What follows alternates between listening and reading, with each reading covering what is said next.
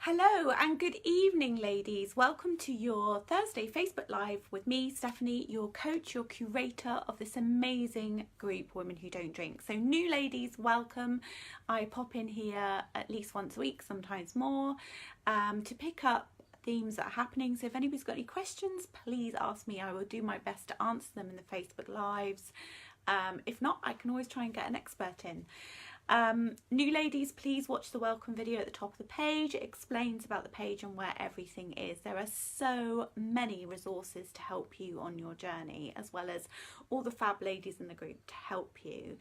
I'm going to post about the Mindful Drinking Festival, but just to remember that we partner with Club Soda. Club Soda very kindly share all their events with us. Now, Club Soda are much more established than I am, and they have some very organised social events that happen throughout the country.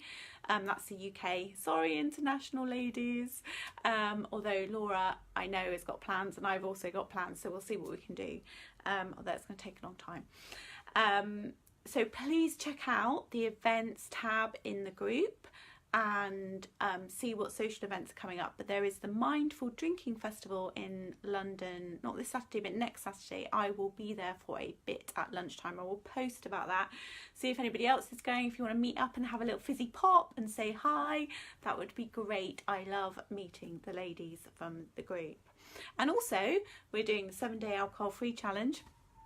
We're on day 4, so brilliant ladies. If you are doing that, that's great. Now remember, this is as much about learning as it is about reducing and taking a break, okay? All I want is for you to get to the end of the week and you have learned something about yourself, something that you can then apply to the following week, because that's ultimately what it's all about.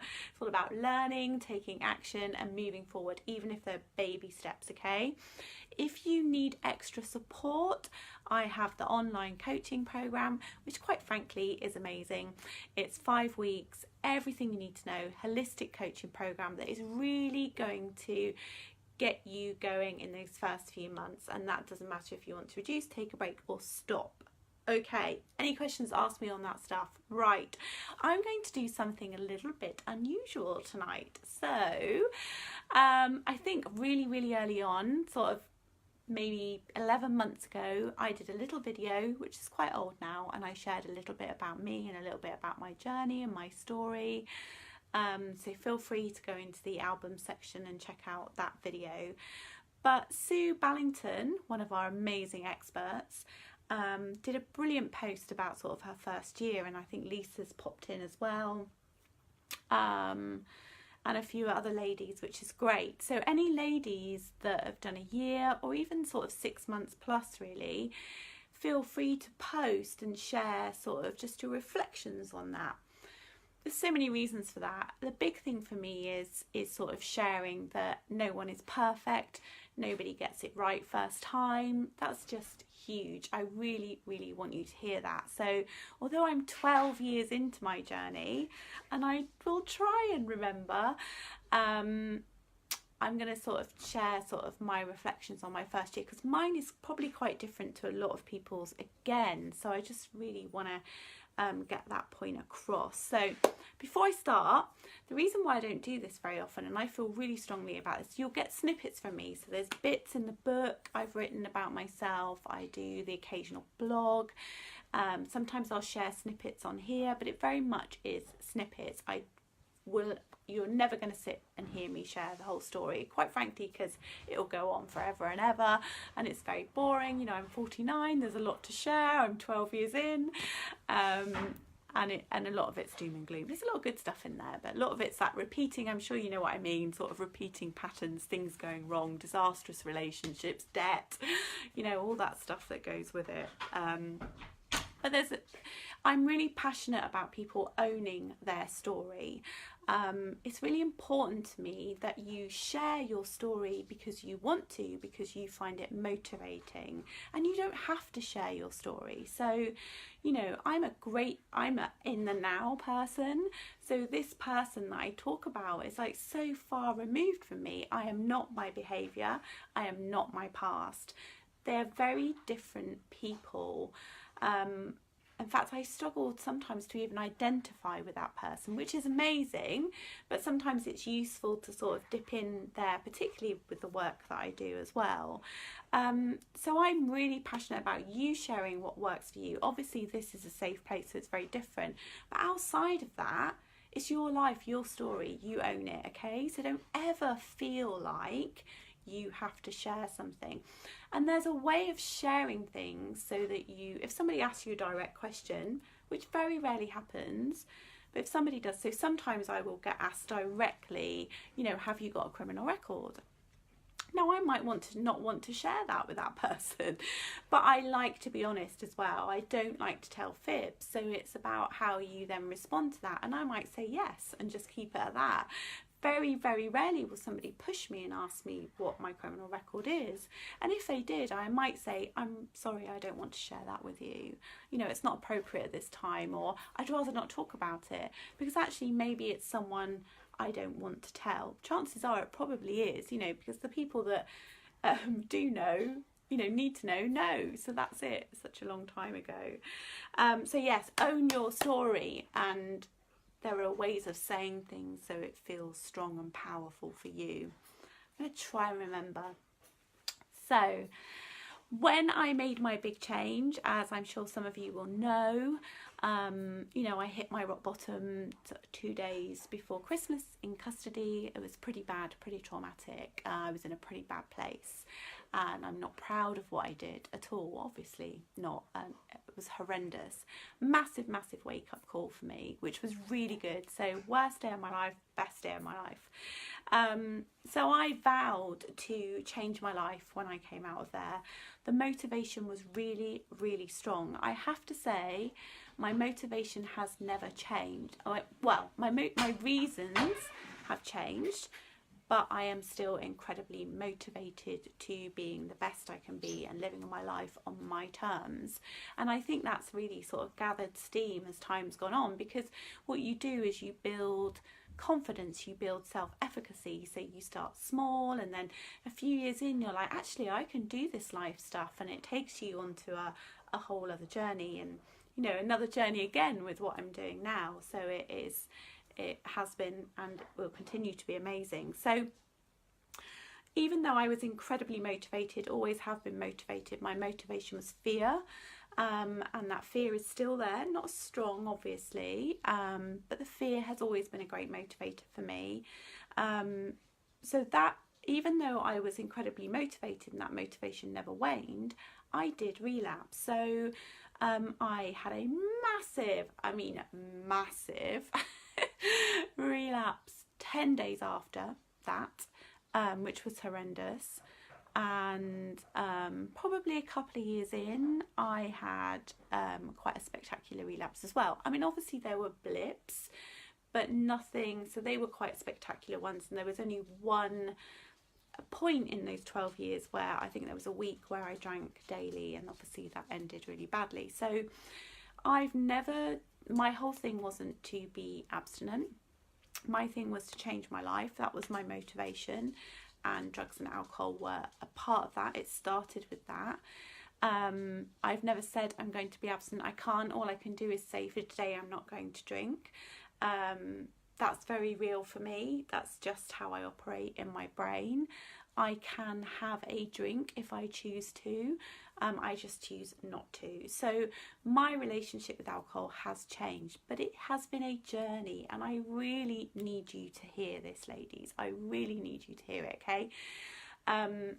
Yes, I relapsed. Yes, I blipped, but I never stayed in that feeling. I'm not saying I didn't feel bad. I did feel bad, but I would put a time limit on it, and then I would move on and I would get back on track, because I was incredibly motivated to sorting my life out. So my first year was all about sorting me out and sorting my life out. It's hard for me to talk about my first year because actually it took years for me to sort it out. And as much as I hate sharing this with people, because some people will think, oh my god, it took her years, my life was a mess, okay? So it did take years. I'm not saying it didn't get better, it did get better, but it was very, very difficult for quite some time 4 years, and that's just the way it was. So the first year for me was very much about head down, staying away from the action, which I did because I needed to. It was about focusing on me and my children, doing my best to support my children because they weren't in a good place, either of them. So doing what I needed to do to support them. And obviously doing the best I could to be a good mum, because that was really important to me. And everything that came with that. So providing a secure home, sorting my debts out, making sure I had a job that was okay, just life stuff, just grown up stuff. Nothing amazing, just grown up stuff, and being a grown up and figuring it out and not giving myself a hard time and tackling one thing at a time. Now, I talk about my first year as being the robot phase, and I can't remember when this changed, but I was very much so. The robot phase is that sort of like everything's very sort of grey and not much pleasure, and I'd been partying for a long time, really since a teenager, so it's that sort of dopamine pleasure seeking stuff. I'd been doing lots and lots of it, and then you stop and it's sort of like you flatline, and I was okay with that because I knew I needed to do that, and I was investing in myself and my life, and that was okay. I'm not saying I didn't have pleasure in my life, I did, but I wasn't having the highs and lows that I'd experienced really since a teenager.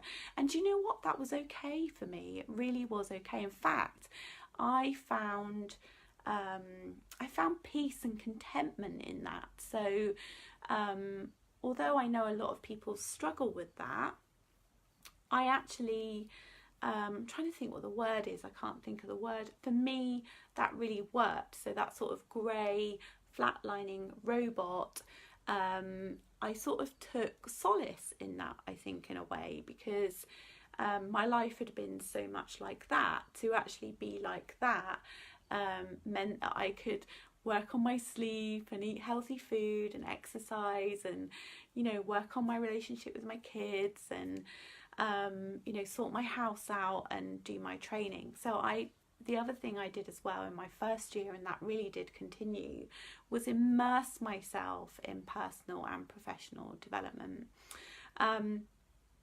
which really helped. So I suppose it was like doing intensive therapy. I suppose that's what it was like. So that's that bit about, I made me my best project. That's what I did. So my first year, I knew I had to. I was 100% committed. I looked after myself. I prioritised myself.